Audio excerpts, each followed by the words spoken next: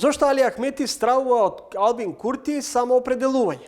Во неделата што е за нас, партиските водства на албанците без дуј беа на Косово. Лидерот на самоопределување се обидува да обезбеди монолитна коалиција во обид да се изолира дуј.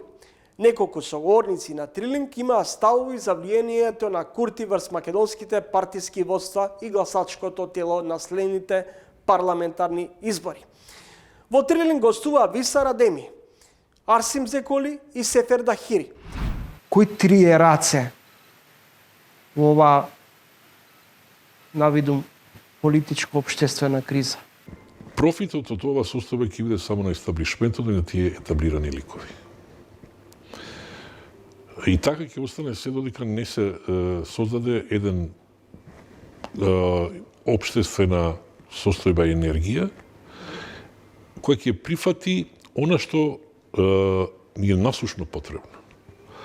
А тоа го приметуваме во Косово. Сега го гледаме Курти и Османи како некои чудни феномени. Никој не навлегува тоа да ги анализира зошто се толку популарни. Да, бил во затвор, бил ова. Албин Курти е припадник на средната класа. Исто и Виоса Османи. Не е припадник на лумпен пролетаријатот кој отиде во војна и како што еден Ивен командант сега го кажа, некни, за ово тоа што ние го направивме, требаше да гласат уште 400 години. Нито е припадник на таа стара постјугословенска елитистичка црвена буржуазија. Тоа е феноменот на Курти и на Османи. Тие се продукт на средната класа, на реалната потреба на граѓаните. А тоа е економско достоинство и идентитетско достоинство. Токму на што кај нас недостасува. Но што имаме? Ние го гледаме собранието и комплетниот политички спектрум како едно. И се занимаваме со тоа кој е добар, кој е лош, кој е ово. Не навлегува да видиме кој е нивниот профил. Ако навлезете во профила сите овие политичари, ќе приметите една чудна. Нема кај нив да најдете еден кој има искуство од работа во фабрика, работа со раце, на производство, од нива, од таа заборавена работничка класа која е се уште спетаме за комунизам, а во Америка се ги спетаат за Labour Party. Ние имаме едната иста верзија на ликови произведени од факултети кои не се ни помеѓу првите 1000 на тие листи, кои немаат никаков допир со животните искуства на вистински работници, а очекуваме од нив промена. Што е најчудното? Имате таа левица која се представува дека е социјалистичка, овона, а всушност е токму пример илустрација на комичната нерепрезентативност на работништвото и селанството кај нив. Тоа се првите ликови, Апасиев, Крмови, Мојсовски. Однесете ги во една фабричка хала, однесете ги на село, луѓето ќе се смеат со нив. Исто да го имате во алтернатива во Алијанса. Се е нешто што е канцелариско, бирократско. За да некој каже, а кој е вашето искуство? Ја ќе ви кажам, да, имам работничко искуство, имам и селско, имам и на нива работено, и физичка работа имам работено. Но кој од другите? Ковачевски? Али Ахмети? Мицковски? Таравари?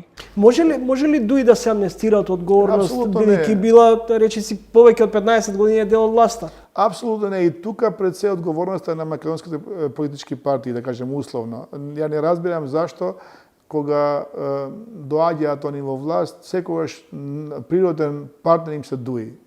Се веројатно тие знаат зошто им е тоа таков партнер, но мислам дека дуи не да се амнестираат, туку и делови од луѓето што биле во челни позиции треба да одговораат за криминал. За сите работи што они ги правеле во супретходната власт, каде што имаат и отворени судски постапки за нив. Зошто тогаш се толерираат? Што мислите вие? Ја мислам дека премногу ипотеки се, премногу работи кои што луѓето ги знаат за нив и они испорачуваат дел од црните работи што и македонските политички партии ги имаат за цел. Нели, ние знаеме дека во Македонија секој се бори со корупцијата, но никој не покажа резултати. Се подгрева амбиент на домашната сцена дека дуе постојано во некакво заштитништво. Кој тоа ги штити или ги толерира интегративците? Сите од политика до судство. Па вие имате и во тие прислушкувани разговори каде што имате високи функционери на ДУИ или на судството каде што викаат дека не треба да се процесираат кривичните, да кажеме, работи на функционери на ДУИ. Тие ги стават под тепих затоа што они се под ипотека. Сите работи кои што оваа влада ги има, да кажеме, ги имаат како начела или програмски работи, пропаднале. Затоа треба нека нова динамика, нека нова политичка партија, не знам дали би можела да направи некој нов модел економски на развој, али на нас ни треба нова генерација на размислување, нова генерација на политичари, за жал. Господин Тахири, возможно ли е влада без репрезенти на албанците, имајќи го во предвид и Бадентеровото правило и фактот што и албанската етничка заедница учествува во буџетската потрошувачка? Влада без албанци, мислам дека би била најголемата историска грешка која што некој би ја правил за оваа држава. Влада без представниците, без разлика што јас зборувам дека тие нема да бидат целосно легитимни или пак демократски легитимитет полн нема да имат, ќе биде значи еден чекор кој што ќе води кон федерализација на земјата. Јас сум убеден дека во земјата постојат струи, структури, постојат групации кои што ова може би го посакуваат и во македонскиот политички блок и во албанскиот политички блок.